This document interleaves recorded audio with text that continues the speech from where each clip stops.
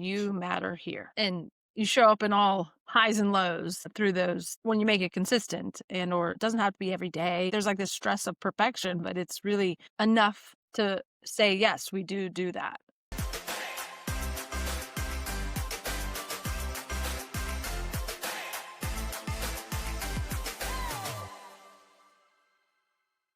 Welcome back to Illuminating Being. I'm your co-host, Dr. Elizabeth Cook, here with my co-host, Dr. Keith Summers. For any first-time listeners, we come together really to build community and share, our passion and really kind of our perspective on connection, wellness, nutrition. Dr. Keith Summers is a pediatrician. I'm a mother of six, and really talking through, the power of food and how it all interrelates to, our engagement in life. So last time we explored the idea of vulnerability, which was Yes.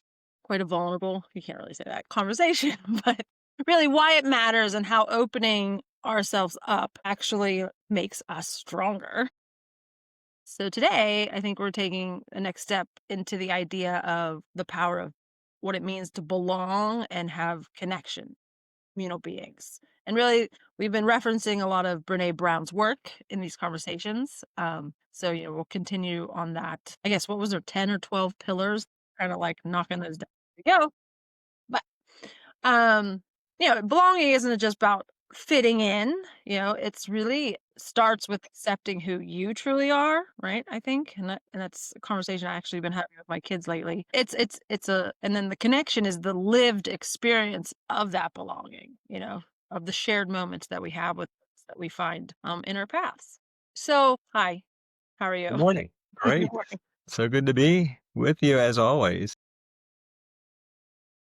Um, so I'm gonna throw over a question to let you open up the topic. But when you think about belonging, and then especially in childhood, what role does it play in physical and emotional development?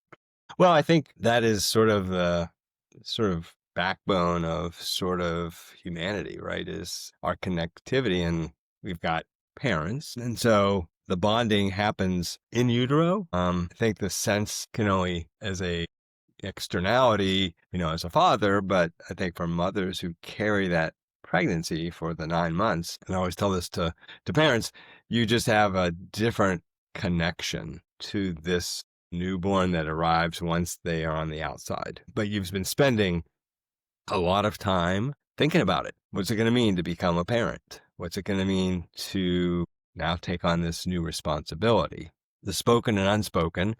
And then obviously you have a lot of the external forces from family and grandparents telling you what to do. And so I think, it's about nurturing, and a lot of what happens as we become parents, I think, is what our own experience and lived experiences were. I think, I refrain frequently is that when you become a parent, a lot of times you sort of are subsumed into what you were shown as a child and being raised. So you may have a lot of resources out there. The the fact is, innately, you just sort of do, right? You take on the moment. I'm gonna grab a glass of Yeah. water here.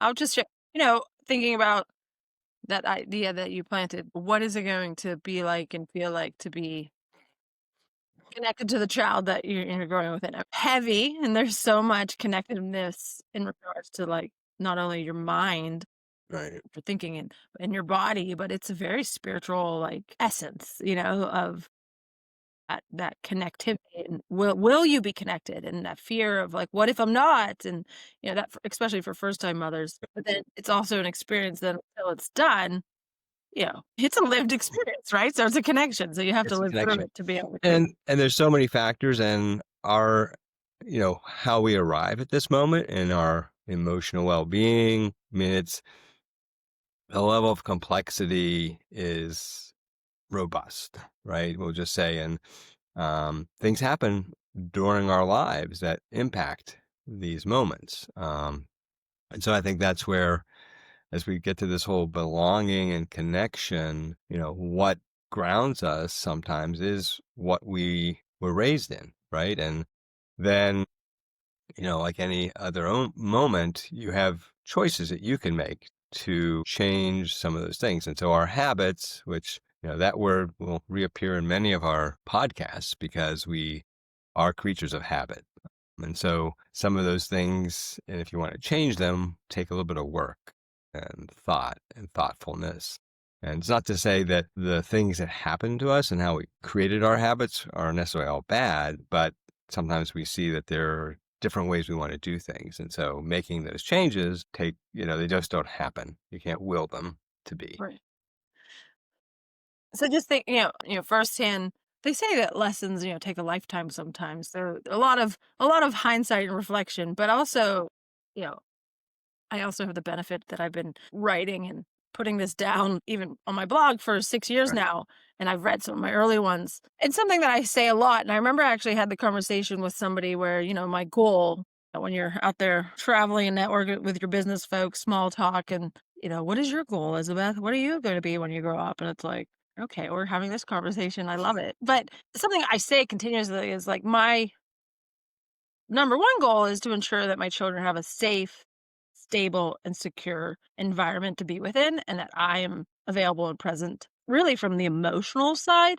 Therefore, because I get that question a lot too, is like, why aren't you at home? But I've found a lot of people that go safe. And so, one, I can't deny the fact that also say we need a safe, secure, and reliable power grid, but also we need safe, and stable children. And all that means to me is, and I've seen it now firsthand, is when a child, especially myself, but I think even now watching my children, accept who they are, it's not about grades or achievements or even appearances, but really to be able to relax into themselves and being comfortable like with them individually, right? They do show a calmer nervous system, right? They're great sleepers, adequately maybe 50-50 healthy eaters, but I feel that there's this strong essence of just feeling safe in the emotional space allows them Right. to show up confidently in these like physical spaces. And so I guess I just, thinking about the power of connectedness, like what makes one feel safe or stable or Right. secure, it's being able to be you in that Well, I environment. think that the sort of grounded theory is what Brene Brown has sort of worked and created. And her sort of journey really is reflective of, I think, of human journey, right? I mean, I think she is the essence of sort of being able to sort of express it and share it. And, we live in a world where we need to prove things or have validation and, is it scientifically proven? And we're a complex organism we've created all these dynamics of like, how do we show what's truth and what's, real? And part of the mysteries of life are we're not going to be able to account for all of it necessarily. But I think she helps to expose and reveal some of the truths of what being human is. And I think one of the biggest things that I take from what her work is in order to be able to trust somebody else, you have to sort of trust yourself first, right? And so I think part of parenting and raising our children is to sort of create that safe space where I tell parents, the first breath is the first independent act that the child is really taking. And they are themselves individuals and independent. So we may want to tell our kids what to do, but we're really just there to help influence and guide them so they can become the best them. And so, and how is that going to look? I think, one great pride and joy for us as parents is to watch our kids grow up and become who they are. And I think we have to sort of, not want, many people want their kids to be X, Y, or Z. We've had, you know, and as many who came to this country as immigrants, I mean, having more opportunities is great, but whether you're a doctor, lawyer, engineer, or whether you're a chef or whether any of those jobs, they're vital and they're valuable. And we should value each individual no matter where they are in that line of work. And I think that's, if you go out to dinner, I mean, the server, I mean, I have a sense that their lives are really challenging. So if you don't tip somebody, it really hurts, right? So that they feel that. And maybe they weren't the best or whatever, but still they're doing a job. And, I think we need to be sensitive to those sort of things. I will say, I feel my first job, 15 to really 22, I was working in the service industry. I mean, that in itself, we should think about the power and the value of what you learn in interacting and serving others. So you really do become a different adult when you come into the when you if you convert or change over or transition out of the said, you know, there's like a whole different perspective of what a tip means. Right. Yeah. However, I guess it's no coincidence that my children have all gotten into the service industry between those ages. It's an entry level kind of job of like experience that gives you perspective on life, right? Right. And you have to learn how to interact with people. My dad had a pharmacy. I worked for many years in there, and I observed. I mean, to this day, he is just a happy person. But he also, it's about listening. It's about also the whole judgment factor that our society lives under, this sort of microscope, is a problem, right? So if every moment is judged, that makes it a challenge to develop relationships when you feel like you're being judged in each moment. I have to now share about, thinking about my career. And it wasn't until I did my reflection and I didn't understand why I loved my job so much. And I would get ridiculed a lot by like, who loves a job, right? Like you're like and it was because I was either trained and or I did it myself, I'm not sure. But reflecting on I was in a space of continuously helping others by doing the technical analyses, by teaching, presenting, informing. So it may not have seemed as if it was a true service, but it was a service for a particular industry. And I think there's that lost concept in a lot of the roles that we play when we're trying to like evolve in a certain industry. And I still continue to show up in a space of service by guiding, helping, connecting others. So, did I create that based on knowing that I thrive? But I also found, and through research, and I think we'll jump into that, as communal beings, we do thrive in the awareness of knowing that we are helping others. Like that's like the top of the pyramid in regards to like, enlightenment is like this an awareness that you are here to serve others. And that gets lost, I think, in the shuffle. I mean, that's pediatrics 101, right? I Right. mean, this relationship is all built on that. I certainly haven't done this with many of my parents of my patients, but this relationship is the outgrowth of that, about trust. And also, it's about taking a risk. I mean, trust is about, part of it's you have to take a risk because there could be pain in relationships and all of these sort of things, but also stepping out there, right? Changed my diet over 10 years ago. And I mean, I heard about it, right? Like people were like, where are you getting your protein? Like you're not eating meat. You're not drinking dairy. I mean, what happened to you, right? And there was this sort of judgment, fast forward 10 years and oh my gosh, I mean, not the, about veganism, but just plant-based, these sort of things have become mainstreamed, right? So it does take risks, just like the work you've done now is more accepted, although there still are areas where there is pushback in all of our fields.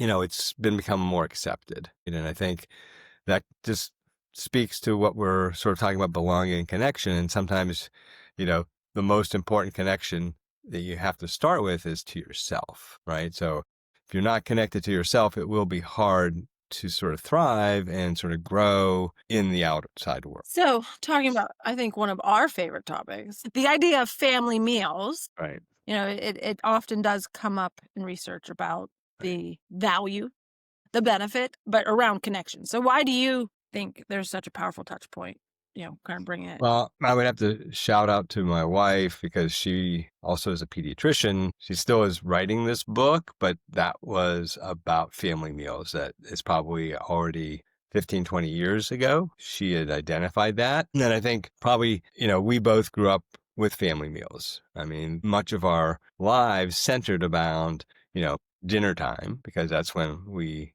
all gathered. I don't remember my youngest days because my dad, as he started his business, was working till 11 o'clock. Once things got rolling, we still had our family meal and then he was always there eventually. And sometimes he'd go back to work. One of our favorite meals in the Jewish religion is Passover, which is about, it's called the Seder, and that's a meal. And there's questions that are asked. So it's really sort of the underpinning of what the sort of family connection is. And it brings, all of us to the table. And yeah, there's questions that are asked. It involves everybody. And so I think the sort of grounding of sort of helping to feel belonging really starts there, right? So I think, Yeah, like just this reminder, you matter here. right, Yeah. exactly, Um, and you show up in all highs and lows through those when you make it consistent and or it doesn't have to be every day, right? There's like this stress of perfection, but it's really enough to say yes, we do that. And I guess thinking about my mother, we used to always sit down and she'd go, we don't do this often. And I remember as a child be like, we do it all the time, what are you talking about? And so like in her must have been in her perspective that she maybe wanted to do it every day. I'm not sure, but I, now as an adult, recall that we did it all the time. So it's kind of an awareness for, if you are a parent or, a peer of some, you only have to do it enough to be consistent in their memories, right? Not trying to change the effort, but it isn't about perfection. It's about knowing that was a reoccurrence and it was like a simple, small ritual that, right. Sunday dinner or maybe a Wednesday night dinner or, like whatever that works into your schedule is you take that moment to ground yourself. Or maybe it's a breakfast, right? I mean, there, All meals count. the Yeah. gathering is what is important. Right. They show that it builds resilience. Studies that show that for families, it shows that teens, there's decreased risks of depression. There's more connection. So I think all of these sort of things, there's less risk taking, from the whole exploration and experimentation of being sexually active and drug, everything that's out there. Families that have these family meals, the kids are a little bit less likely to get into those problems. Also, for the young children, vocabulary. So as much as reading is important, the whole essence of creating a vocabulary for children is expanded dramatically by having these family meals and them listening to conversations. So I think, you know, I have so many kids who don't want to read, right? I mean, I hear that sort of mantra so often. I haven't really tried to look back to say, okay, do you have family meals and what's your exposure to that? It's sort of, our world is caught up in that sports and these activities take precedent over so many families' lives. I get it. I mean, I have so many families that they're catching their dinners on the go, fast food, because between 3 p.m. and 8 p.m., they've got to pick up, drop off, go to this sort of activity. And it's sometimes nightly. I mean, growing up, we had seasonal sports, and it was like one season. Not every day is the same sport year round. And so in some respects, I don't know where to go with this, but we're chasing something. I think it's unattainable, but it's having a huge impact on connectivity, and you may be connected to some friends on those teams, but those dynamics sometimes are not healthy Right. either. You brought this up, and I actually just had lunch with a gentleman peer of mine that supports a nonprofit that brings words to children under 4. And so, like, I think there was, like, a study in the is the early word gap, I think Right, is what it is. right. 3 million words by 3. So, families, there's like a range, right? Like 600 words per hour is like, poverty level. And then, those, but it goes up 1,000, 2,000. So, there's nonprofits that are trying to develop and support, initiatives to get into those Right. homes and create that language. And it's really due to probably 2 working parents out of the house, moving and shaking and being busy. And so it's not all about, I guess, the reading is what jumps up the word sharing, but if you Yeah, create small magical moments where you're diligently having those conversations, I mean, that also mm, is word exchange, right? I think it's a 100%. beautiful nonprofit. I forget the name, Yeah. but it's fascinating because then the study, shows the ability to, The arc of success, and I mean, that's, Andrew Carnegie, we can thank him for, maybe the steel industry has some downsides. And we just had a sort of tragedy yesterday in the community at the Clarendon Works, but he did grant us the public library system. Right. And, you know, it's free, it's access, and it's more than just books. They have so many other activities that go on there. But that's sort of, you hear many stories about kids who don't have a lot, but they spend so many hours holed up in the library because, one, it's a safe space, right? So I think to your point about finding safe spaces, this is one that's really sort of a bedrock of our community and society, is that we have libraries that are safe spaces for kids to sort of find themselves, right? Right. And I think there's so many books, right? And there's something for everybody. I sort of always promote for kids. I said, I don't care what you read, just find something to read. If you like basketball, if you like plants, I mean, just read about those things, because whatever you're going to read is going to be an enhancement to your knowledge, because at the end of the day, what you know is up to you, right? Right. And no one takes that away, but you may find other connections by doing that too. So we talked a lot, so, and especially around busy, really distracted world. Right. So for our listeners, what's one, you could maybe pick two if you would like, one small ritual that, one can enact in their lives to, ground themselves in the idea of creating that thread of connection, no matter where they sit.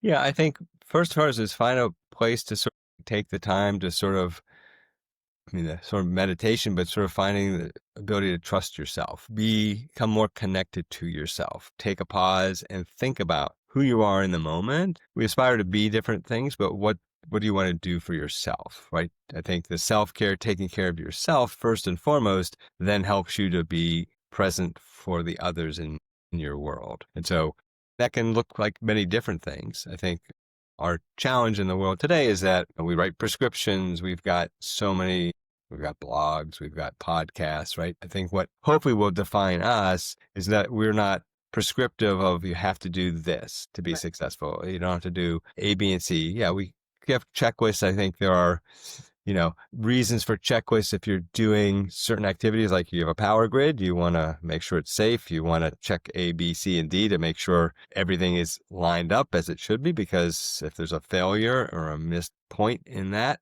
has Repercussions. downsides, right? And the same thing happens in life, but I think it doesn't have to be as prescriptive as a checklist. I mean, part of our checklist is checking in with ourselves, right? So I would say first and foremost, where are you in the moment? What are you feeling? And I think hopefully we can give language to, and I think part of the family meal gives the opportunity to give kids the moment to express themselves, not be judged, right? So part of the problem with family meals sometimes and in families is that parents don't like to hear certain things. So we have to sort of help, and hopefully we can help sort of create better listeners, right? I think in all the world, in pediatrics, I mean, a big part of my job is listening. I was gonna say, I think that was your core talent. You're such a great listener.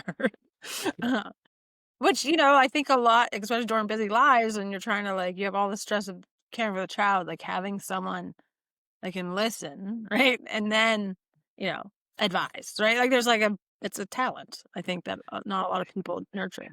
I mean, I think more people have it, but I think that we haven't nurtured Right. that Like the sort of. muscle hasn't Right. And been and I think people do listen, but then I think there's sort of this need to perform, right? And I think the other piece that Brene Brown talks about, creativity, is part of letting go of comparison, right? So I think the biggest challenge for our society is that we have this comparative sort of undertone that I'm better. I mean, I have to attain number one, be the best. I think I would say, and many things that, I've read over the years, how do we be better, right? I think best or perfection just means that you're going to fall off the cliff at some right. point, because, you just want to keep getting better. And it's Some really just people, made up.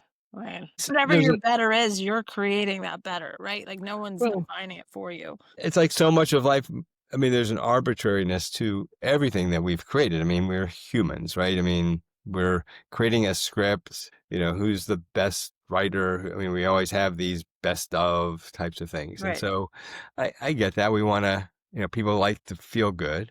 about themselves and attain something. I mean, our other challenge, which I'm not sure another day, is, rewarding everybody. And if you participate in something now, everybody gets, a trophy for just participating, right? So that's a whole nother aspect of things that we have to, that we could for another day. Yes. Well, now thinking about, and you mentioned it, the moments, in the busy lives, and now just reflecting, one thing my mother always did do is like pull on the magic of the mundane, right? This idea of being, in a space where boredom is a good thing, but she didn't really say it those ways. So little silly antidotes that it's not antidotes, whatever the word I'm looking for. I can't actually say the word I'm trying to say. Example Yeah. is, like I'm always doing hugs and saying, like a nice hug every Right. time one of my child leaves the car or leaves the house, if that is, but it's like very intentional. Right. Creating just the dinner hour. I mean, those are small moments, but really just ways for all of my children, and they're different age groups, so that also has to evolve, right? Like you start as the caretaker, then you're kind of like the teacher, and then you're the coach, and you're consultant. So there's another like aspect. You can't compare any parent to parent because depending on, right, so many things they're going to be showing up differently. But just creating moments where it's like we're in this together, whatever that may look like, right? There's no perfection to it, but like reminding the child and the parent or the mentor and the student, right? Like there's a connectiveness that like we're in this together, and even the teacher and the student relationship, there's an evolution where it becomes the student it supports the teacher, right? And Well, so sometimes just the student becomes the teacher, right? right, I mean, that's sort of, and I think when you're a really good teacher, you want to push your students to think outside the box and they'll have ideas and a perspective. right, Right. Just to sort of look at the continuum of life, my dad has moved into assisted living and meals, I mean, he was into cooking before and now, they have meals together and he has become sort of this sort of focal point because his table, like he accepts everybody. There's a lot of conversation. He listens. He's sort of bringing people together, and it's sort of a beautiful thing to watch that, it it's unfortunate in our society that we have not sort of given enough respect to our elders so that they frequently are on their own, right? right. And there's loneliness, right? So I think not being alone is not is healthy. You want to be with other people. They may have hearing problems. They have, it's just part of life. I mean, they're just at a different phase Different in their life. stage, right? And he's 91. He's pretty vital. He's, works the computer. He took Uber to go someplace last week with his best buddy. You Awesome. know, they've been friends since they were in kindergarten. Crazy. It's crazy. But that But connection there's connection, right? yeah. That's what it's all about. So I know we always end with a quote. So do you want to share the quote for our listener? Okay, our Thich Nhat Hanh. So this is about belonging. It says, your body belongs to the earth. In modern life, people tend to think their bodies belong to them, that they can do anything they want to themselves. But your body is not only yours. Your body belongs to your ancestors, your parents, and future generations. It also belongs to society and all the other living beings. The trees, the clouds, the soil, and every living thing brought about the presence of your body. We can eat with care, knowing we are caretakers of our bodies rather than their owners. Thought that Lovely. was, Yeah. apropos of what we're trying to think about, that it's bigger than us, right? We are, you know, not necessarily just vehicles, but, we have this unique sort of capacity of consciousness and thoughts and, we're complicated. What can Yeah. we say? Well, if someone's listening and feels lonely or isolated, something simple that you can really think through is, something you already love, such as a book or maybe cooking or hiking. Or with the Google search, I mean, there's so many organizations, groups, you and I getting together on the internet that are seeking that connection too. So don't be afraid. Send in a request for more information, or maybe even text a friend you haven't talked in a while to discuss. But it's just if you're feeling it, be with it. And then, there's small moments that you can take to really have a connection bloom in many ways. And I'd say the other thing is just be present. Be present for yourself and for those around you. Love it. Well, thanks, Keith. I look forward to our next Liz, episode and keeping this conversation going and sharing with each other and our larger community. always a pleasure and look forward to the next podcast.